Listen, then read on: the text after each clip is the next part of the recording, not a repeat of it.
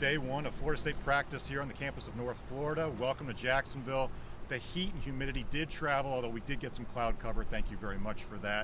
It was a very physical practice, I thought, pretty much from start to finish. We saw a lot of individual segment drills, some good things, some positives.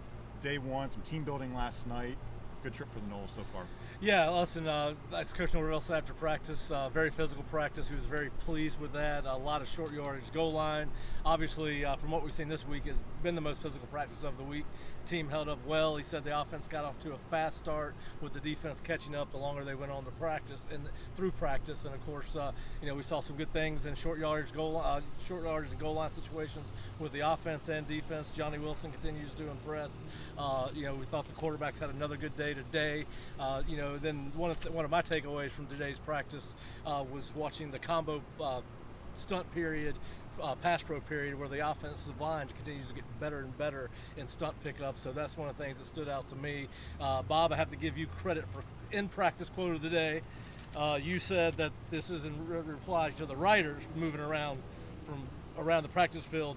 Just like Marvin Jones, we were moving shade tree to shade tree. So, as Bob said, we got a little break with the weather early in the morning. As the practice progressed, it did get warmer and warmer, and obviously, that was part. Mike talked about one of the reasons they did this trip was to get used to conditions that you're not at home, and they won't be able to control what's served for dinner on the road, and the younger kids have to get used to adapting to unknown circumstances. So getting into one of the reasons they take the trip, but certainly mentioned team building. They'll have more team building exercises before they go back to Tallahassee. I think some of the standouts today were the receivers. Johnny Wilson, obviously that big frame. Yes, he's very, very good. Has a great connection with Jordan Travis. Some of the veterans stood out too. We saw Keyshawn Helton continuing to make some plays. Ontario Wilson. So yeah, you're seeing that more consistency, I think, out of that receiver group. I'm not seeing as many drops as in the past, as in the spring. A real big positive there. Talking with Jamie Robinson after practice, we were talking to him about competition. Yeah. More competition this year within the room, within segment to segment. I feel like receiver to DB, but you're probably also seeing it offensive line to defensive line. Well, too. yeah, you're certainly seeing that there's more talent on this team. We've talked about that. They're deeper than they have been. We talked about the fact that when you're deeper, practice are more competitive, and you would expect that to manifest itself on the field on Saturdays. But, he mentioned Lawrence Toafili being a star at camp. We saw him with some nice runs.